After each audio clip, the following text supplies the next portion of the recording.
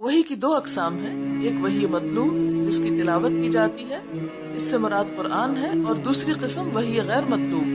وحی غیر مطلوع جس کی تلاوت نہیں ہوتی، وہ آپ صلی اللہ علیہ وسلم کے دل میں ڈالی گئی اور آپ نے مختلف مواقع پر اس کے مطابق یا تو بول کر لوگوں کی ترشید کی، یا ان کو ہدایت دی، یا ان کو بات سمجھائی، یا پھر اپنے عمل سے کر کے بتائی، یا ان کی کسی بات کو پسند یا ناپسند کیا، یا آپ نے اپنی ساری زندگی میں جو کچھ اعمال کیے ان سب پر مشتمل۔ پھر ہم دیکھتے ہیں کہ وحی کا سلسلہ صرف آپ کے ساتھ نہیں ہوا بلکہ تمام انبیاء کے ساتھ ہوا۔ دیگر لوگوں کو جیسے اولیاء اللہ وغیرہ کو جو اشارات ہوتے ہیں اس کو وحی نہیں کہا جاتا، اس کو الہام بولا جاتا ہے۔ ہم حدیث پر آتے ہیں، حدثنا الحمیدی حدثنا، بیان کیا ہم سے۔ آپ کتاب میں دیکھیں گے کہ کبھی لفظ آئے گا حدثنا، کبھی آئے گا اخبرنا، کبھی آئے گا قرأ علینا، کبھی آئے گا سمعت، کبھی آئے گا عن۔ یہ وسائل ہیں، ذریعے ہیں، الفاظ ہیں، آلات ہیں حدیث کو حاصل کرنے کے، اور یہ انڈیکیٹ کر رہا ہے کہ امام بخاری کو یہ حدیث کس طرح ملی، امام بخاری کو کیسے پتہ چلی۔ تو حدثنا کا لفظی معنی ہوتا ہے ہم سے بیان کیا، ہم کو بتایا۔ اب آپ دیکھیں کہ لکھنے والے تو صرف امام بخاری ہیں، لیکن یہ کیوں کہہ رہے ہیں کہ حدثنا، ہم کو بتایا؟ یہ اس بات کی وضاحت کر رہا ہے کہ جب امام بخاری نے اپنے استاد جن کا نام یہاں حمیدی لکھا ہوا ہے ان سے یہ حدیث حاصل کی تو وہ اکیلے نہیں تھے، وہ ایک گروہ میں تھے، ایک جماعت میں تھے، بہت سے لوگوں نے ان کے ساتھ اور بھی سنا تھا، اس بات کو لیا تھا۔ دوسری بات یہ کہ حدثنا عموماً اس وقت استعمال ہوتا ہے جب استاد پڑھ رہا ہو اور طالب علم سن رہا ہو۔ لیکن اگر استاد بیٹھا ہو، طالب علم پڑھ رہا ہو اور طالب علم بھی سن رہے ہو، استاد بھی سن رہا ہو، اور استاد ہر حدیث کے سننے کے بعد اس کی تصدیق کر دے کہ ہاں ٹھیک ہے، اپنی زبان سے یا اپنے اشارے سے کہ ہاں جو کچھ تم نے پڑھا ہے، یعنی وہ پڑھنا کہاں سے ہوتا تھا؟ بعض اوقات استاد کی کتاب سے ہوتا تھا، تو اس کو بھی طالب علموں کو اجازت ہوتی تھی کہ وہ جب آگے بتائیں تو استاد کی طرف منسوب کر کے بتائیں، طالب علم کی طرف نہیں۔ طالب علم تو اسی طرح بولتا تھا جیسے یہ مائک میں آواز زور سے آ رہی ہے، مثلاً اب اگر میں آپ کو کوئی بات بتا رہی ہوں تو میری ڈائریکٹ آواز تو آپ نہیں سن رہے، اس اسپیکر کے تھرو سن رہے، تو آپ کیا کریں گے؟ یہ نہیں کہیں گے کہ ہم سے اسپیکر نے کہا، بلکہ یہ کہیں گے کہ ہم سے فلاں نے کہا۔ اس طرح اگر کوئی حدیث روایت ہوتی تو اس کو اخبرنا کہا جاتا، ہمیں خبر دی۔ امام بخاری حدثنا اور اخبرنا دونوں میں فرق نہیں کرتے، ان کے نزدیک دونوں تقریباً ایک ہی چیز ہے، لیکن امام مسلم بہت ضبط کے ساتھ اس میں فرق کرتے ہیں۔ امام مسلم کے ہاں بڑی شدت کے ساتھ اس بات کی پابندی ملتی ہے کہ اگر استاد بولا تو وہ کہیں گے حدثنا، اگر شاگرد نے پڑھا تو کیا کہیں گے؟ اخبرنا۔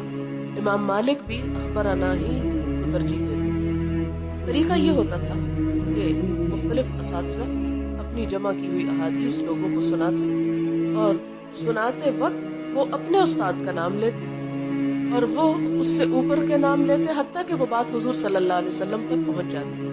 حدثنا صرف زبانی تعلیم کے لیے نہیں استعمال ہوتا۔ بہت سے لوگوں نے یہ اعتراض بھی کیا، جی بخاری میں لکھا ہوا حدثنا ہم سے بیان کیا، لہٰذا بخاری میں جو کچھ ہے وہ صرف زبانی کلامی باتیں۔ حدثنا کا مطلب ہے استاد نے ہم کو بتایا، اور استاد کیسے بتایا کرتا تھا؟ بعض اوقات استاد اپنے حافظے سے تعلیم دیتا تھا، بعض اوقات وہ اپنی کتاب سے پڑھ کر دوسروں کو سناتے۔ طالب علموں میں بھی دو طرح کے تھے، بعض لکھ لیا کرتے تھے اور بعض صرف زبانی سن کر اس کو یاد کرتے تھے، دونوں طرح اجازت تھی۔ پھر آپ دیکھیں کہ جو لکھ لیتے تھے وہ استاد کے جانے کے بعد وہیں بیٹھے رہتے اور استاد کی کتاب کے ساتھ اپنی لکھی ہوئی چیزوں کو کمپیئر کرتے تھے کہ کہیں ہم سے کچھ چھوٹ تو نہیں گیا، کہیں ہم سے کوئی اضافہ تو نہیں ہو گیا۔ اور صرف وہ لوگ پھر آگے حدیث روایت کر سکتے تھے جن کو استاد اجازت دیتا تھا۔ میرا پی ایچ ڈی کا جو تھیسس ہے وہ اجازت ہی کے موضوع پر ہے۔ یہ حدیث کو بیان کرنے کا ایک طریقہ ہوتا ہے، اور یہ ایک طرح کا وہ سرٹیفکیٹ ہے جیسے آج کل ہمارے اسکول کالجز میں سرٹیفکیٹس دیے جاتے ہیں کہ یہ شخص پڑھا سکتا ہے یا اس کو جاب دی جا سکتی ہے، تو اسی طرح استاد بھی ان دنوں میں اجازت دیتے اور بعض اوقات طالب علم کی کتاب کے اوپر ہی لکھ دیا کرتے تھے کہ اس طالب علم نے یہ کتاب مجھ سے پڑھ رکھی ہے، میں اس کو آگے پڑھانے کی اجازت دیتا ہوں۔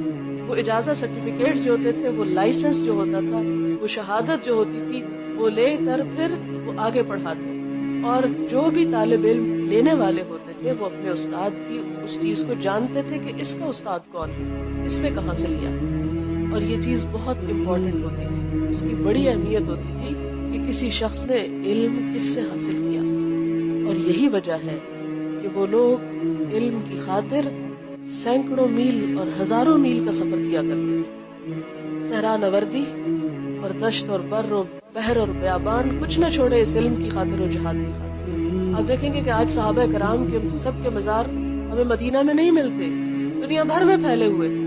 حضور صلی اللہ علیہ وسلم کے بعد انہوں نے صرف برکت کے لیے مدینہ رہنا ہی نہیں پسند کیا، بلکہ ہر جگہ پھیل گئے، کچھ سیکھنے کے لیے پھیل گئے، کچھ سیکھ کر سکھانے کے لیے پھیل گئے۔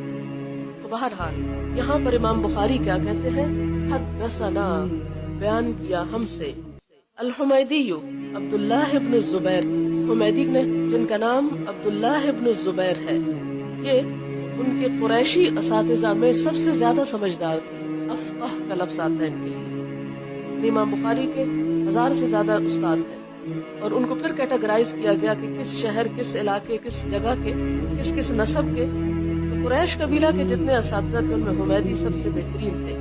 قال حدثنا سفیان، وہ کہتے ہیں، کون کہتے ہیں؟ حمیدی کہتے ہیں، حدثنا سفیان، ہمیں سفیان نے بتایا، ہم سے یہ حدیث سفیان نے بیان کی۔ یہاں سفیان سے مراد سفیان بن عیینہ ہے، یہ مکہ کے رہنے والے تھے۔ مختلف علاقوں میں جو حدیث کے ائمہ گزرے ہیں، جنہوں نے حدیث پر کتابیں سب سے پہلے لکھی، ان میں مکہ میں سفیان ابن عیینہ کا نام بہت بلند ہے۔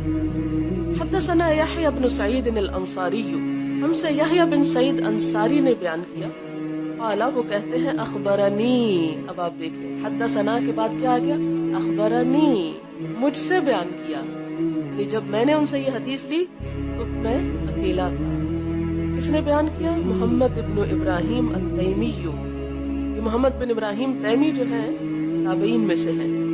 انہ سمع، کہ انہوں نے سنا تھا، سمع یعنی یہ حدیث سن کر لی، کتاب سے نہیں لی صرف، یعنی اس دور میں صرف لکھا ہوا علم قابل قبول نہیں ہوتا تھا۔ کیوں؟ اس لیے کہ وہ سمجھتے تھے کہ لکھی ہوئی چیز میں غلطی ہو سکتی، زبر کو زیر، زیر کو پیش پڑھا جا سکتا، لیکن جب استاد کے منہ سے ایک بات دی جائے تو وہ چیز لکھے ہوئے پر مزید ایک اس کی سند ہوتی ہے۔ اسی لیے ہم دیکھتے ہیں کہ سننے کے لیے ہزاروں میل کے سفر طے کیے گئے۔ اب یہاں پر ایک آپ کو حدثنا مل رہا ہے، پھر اخبرنی مل رہا ہے، پھر سمع مل رہا ہے۔ کیا امام بخاری کے لیے کافی نہیں تھا کہ وہ کہتے کہ وہ حضور صلی اللہ علیہ وسلم نے فرمایا اور آگے حدیث بیان کی؟ نہیں، اس سے آپ اندازہ لگائیں کہ تحقیق کس طرح ہوئی اور کتنے پریسائز انداز میں ہوئی کہ اس چیز کو بھی نہیں بدلا انہوں نے۔ یعنی سب جگہ یہ ہو سکتا تھا حدثنا حدثنا حدثنا، نہیں، جہاں حدثنا ہے اس سے کیا پتا چلتا ہے کہ کس نے کس سے کس طریقے سے لی۔ یعنی لوگوں کو یہ بھی بتایا گیا کہ یہ حدیث جو میں تمہیں دے رہا ہوں مجھ تک اس منزل کو طے کر کے یہ پہنچی، اس شخص کے ذریعے، اور اس شخص کے حدیث لینے کا طریقہ یہ تھا۔